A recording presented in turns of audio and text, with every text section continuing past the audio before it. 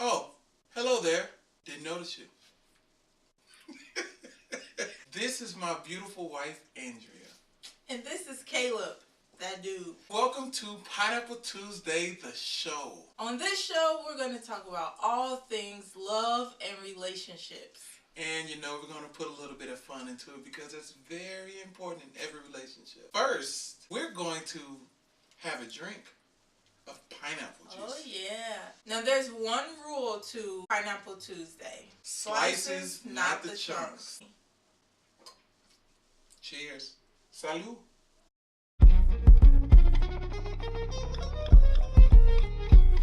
Pineapple Tuesday, it's just me and you, babe. Our first topic of Pineapple Tuesday, the show, is how Caleb and Andrea met. Why are you speaking about yourself in the third person? Well, it's important because this is before Ish started, but this is just... Okay, so yeah, the regular people, I get it. So it was a homely girl from Indianapolis, Indiana. I was not homely. And a worldly, educated, sloppy guy who did not like to follow rules. Well, you still don't like to follow rules. Well, it's okay. I know. One rule I followed was don't wear turtlenecks to the club. And I see how this is going to go right now. All right.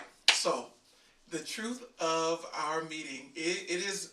I started the whole interaction, so I think I should start the story. You really should. You deserve it. Okay. I grew up in church, singing in the choir and all kind of various groups and stuff. I sang in school, and I got to a point where I wanted to do it professionally.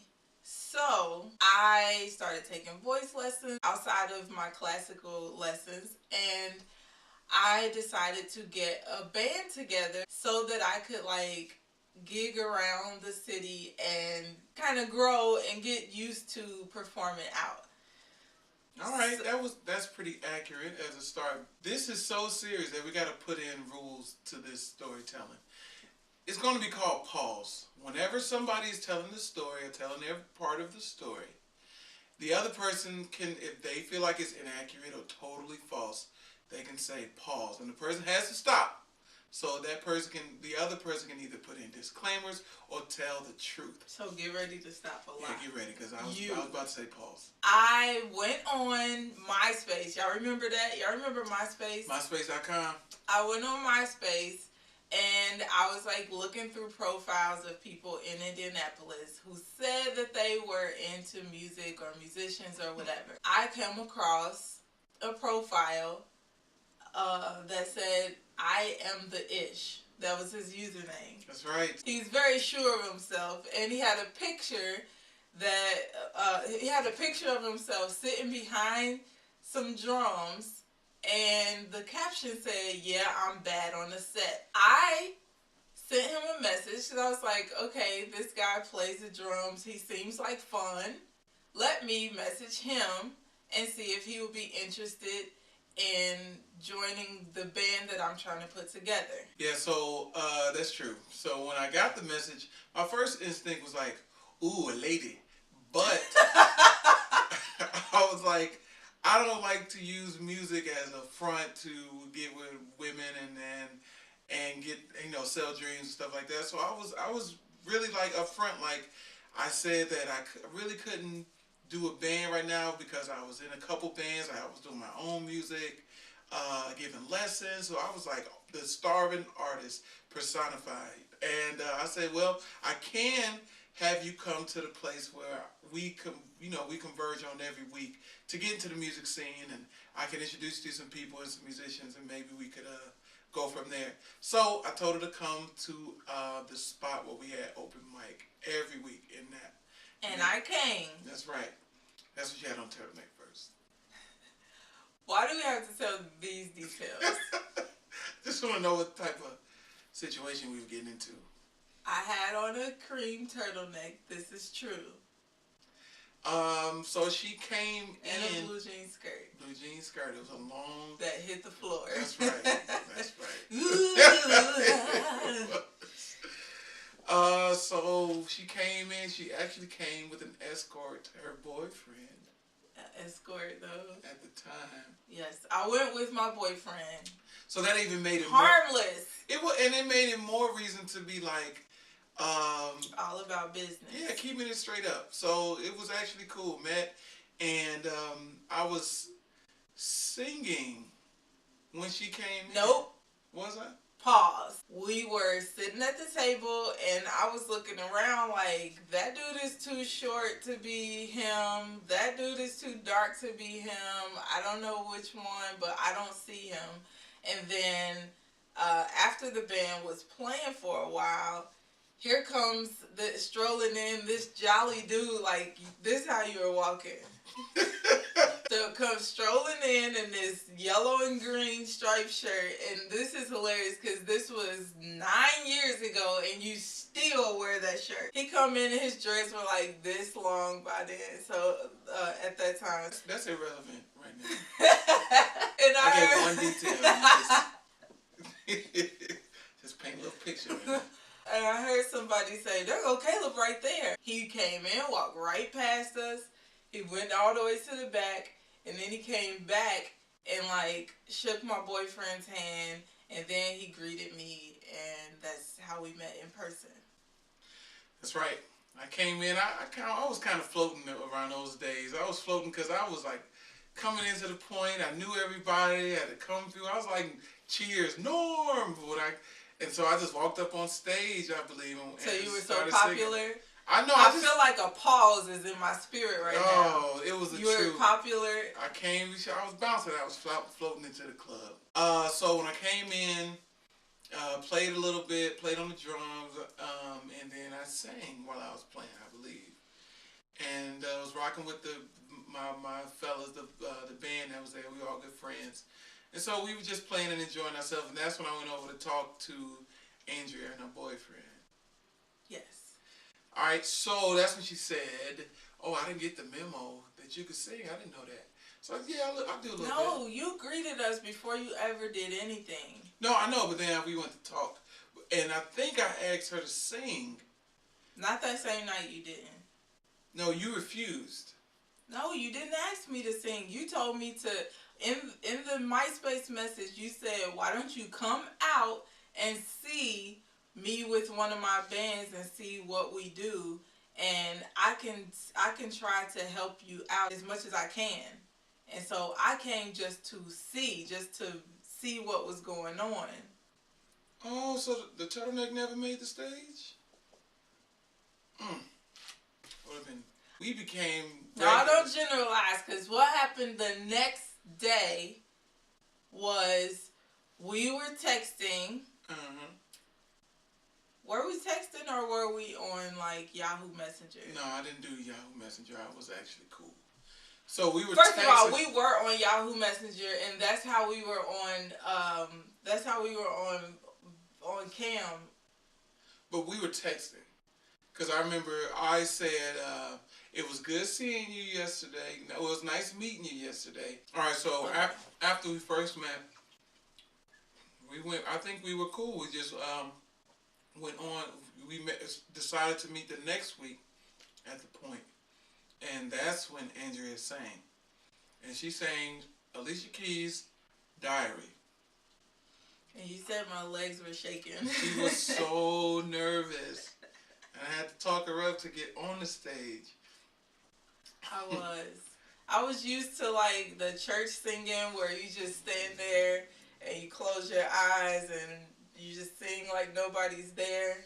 And they'd be like, yeah, baby, go ahead. Man, it was she could sing, but I was like, wow, you really are nervous. We started to just work on performance, and I gave her tips, and I told her that being there was a great way to practice.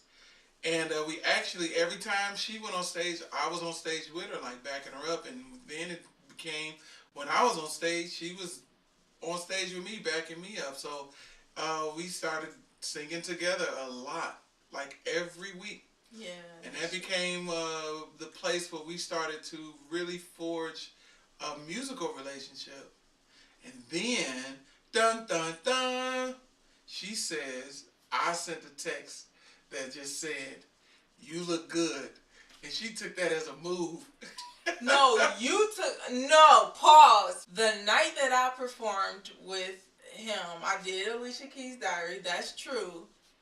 But afterwards, my boyfriend was like, I gotta go to work in the morning, I'm tired, and so I didn't even get to stay for the rest of the evening. So I was like, we got up to leave, and you come up to me and you said, "Oh, y'all out?" And I was like, "Yeah, he want to leave or whatever." You were like, "Can I text you later?" I said, "Yeah, why not?" He was like, "Cause when we get out of here, it's gonna be kind of late. Like, so is it cool?" I was like, "Yeah, it's fine," cause I was gonna drop my boyfriend off and go to the house. So at like 2 something in the morning, you texted me and you said, "You looked good tonight." I said, "Thank you. So did you." And you took that as the door is like... Pause. Pause. It was a compliment that just wasn't... Women love to hear compliments like that. And I just gave it out. You look good. Now, I do remember she responded, "You look good." Or so do you. Or so did you. But I'm like, oh yeah, it's over. You did. I was not. I just said, oh, okay. What happened was we were just having a conversation. I asked, what do you have any plans for Valentine's Day? Just conversation, casually. And she said no. And I was like, oh, okay. So I didn't reach out. I didn't say, well, your man should do this. I just said, oh, okay. And didn't do anything. Now, if you want to get real into it, you said some inappropriate stuff to me when I came to your house. First of all, that happened a long time ago. This whole story is from a long time ago. So secondly, I don't recall. Now you pleading the fifth. Honestly, I was thinking that you were going to be like, "Oh, you don't have Valentine's Day plans? I thought you had a boyfriend." I did think that it was going to go there, but you just like, "Oh, okay, cool." And so I was like, that didn't go that didn't go the way that I thought it would. That next week, because by this time I'm coming to the spot a lot to sing and stuff, and we were hanging out.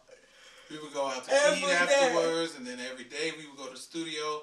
We would, I was giving her guitar lessons. We were doing voice lessons or something musically. She was coming to my shows. We were hanging out every day. Yes, and I was coming to your shows. So by this time, we were hanging out a lot, but it happened like that. Like, I came and I didn't sing, then I came and I sang, and after that we were together every day hanging out. To the point where my boyfriend was like, he's like, "I know Caleb is your best friend, but you spend more time with him than you spend with me." So we were hanging out, like, it went quick after that. But you made the first move. We gonna agree on that? I don't think so. Oh my gosh! I knew that you weren't gonna tell the truth on this. I am telling the truth. The move that was flat out what was feelings was when she took her boyfriend home. You can't even talk shit. After the point, she took her boyfriend home after the point, and I never forget it. I had to stay because it was my night to play drums. You was like, "All right, bye," because we about to go. And I said, "All right, I'll see you." And I was breaking down my drums, and here you come walking back in after you dropped off your boyfriend by yourself. And everybody that was around was only my friends, like musicians who were still breaking down the equipment. And they was like, "Oh, snap. Oh, Caleb, Andrea here. What is that? She dropped off the boyfriend. She came back." I was like, how is that a move? That is a move to show you wanted to mess with your boy.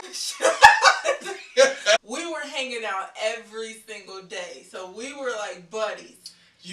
That night, you remember what I had on? Yeah. You picked that outfit out at the store. Ain't no buddies at 2 o'clock after. First of all, okay, no. Pause. You trying to make this into something that's not. What happened was, every time we would go to the point. If my boyfriend wasn't with me, afterwards we went to Denny's. We go to Denny's, yep. So this time I wanted to hang out some more. I was not tired. I wasn't ready to leave when my boyfriend was ready to leave. I was starting to feel like he was coming between me and my dream. Like, if I'm trying to do music and this is a place where I'm kind of like working on that, what? You know that that's the truth. She dropped him off, came back. To hang out. Did we not hang out? I don't think that's the message you were sending. He didn't know that I was coming back, but we were like just hanging out. It's like a movie, and then the violins start when she walked in, and then we ran to each other. You are such a That's what happened. That's what happened. Oh, you're such a liar. Because I can't everybody was believe like, this. oh my God, what? I cannot believe you are telling this story. That's the turning point. We can get... So, you're saying that I made the first move? I would like to think that she made the first move. Wait. So because I came back after dropping him off, you were like, I'm in there. No, that meant that it was public. It was Caleb and Andrea from there, because we were talking and having long conversations, but that showed to like people I cared about, people like the public, that me and you were hanging tough. And we always said it was effortless. I promise. It made me feel good. I was like, yeah, because you think you a player, like you took me from my boyfriend. That's what they were saying, and if you didn't correct them, that is the turning point for me. We're just not gonna agree on this part. What do y'all think? A gesture like that, coming back to the club and by yourself, or a text? You look good. No, I didn't say that that's when... I didn't say that was your move. The move that I'm talking about is when we had already been hanging out. This is before I came back.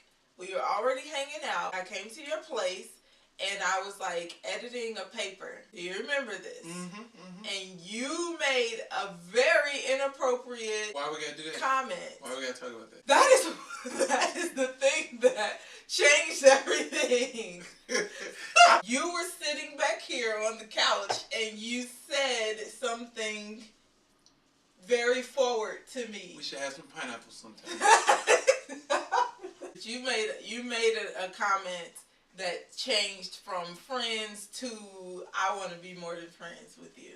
I do recall that happening. Okay, and that was the day that I got up and left your place, and you were like, I didn't mean to scare you off, I'm sorry. After he came on to me, and after I came back to the club, it was kind of like, well, we were already hanging out every day, but after that, it was kind of like, this is becoming a more than friends type of situation. And my boyfriend was kind of like Xing himself out because he was fighting with me constantly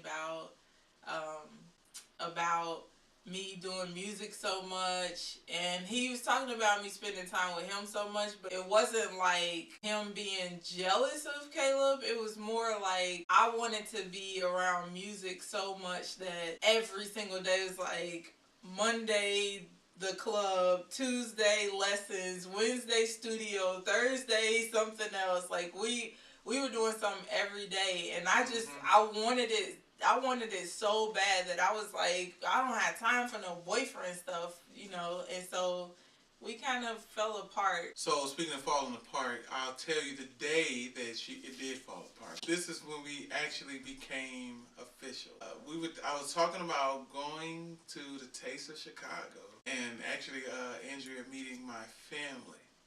And so we were just discussing, like, wow, Andrea's like, oh, I want to go. And I was like, yeah, that'd be cool, but I ain't taking nobody else's girlfriend to Chicago with me. It was probably like 7 seconds later, and she was on the phone like, you know what? This is not going to work out. We need to chill out for a little bit. I wish I could say pause. So I asked her to be my girlfriend. While we were in Gary. Yep. And we lived happily ever after. That's right. What are your stories? Tell us in the comments below. Make sure to like, comment, and share. Don't forget to subscribe to this channel. We'll see you next week on Pineapple Tuesday. Can't wait till next week. Open up your mouth and take a sip. Take a sip. the pieces all fit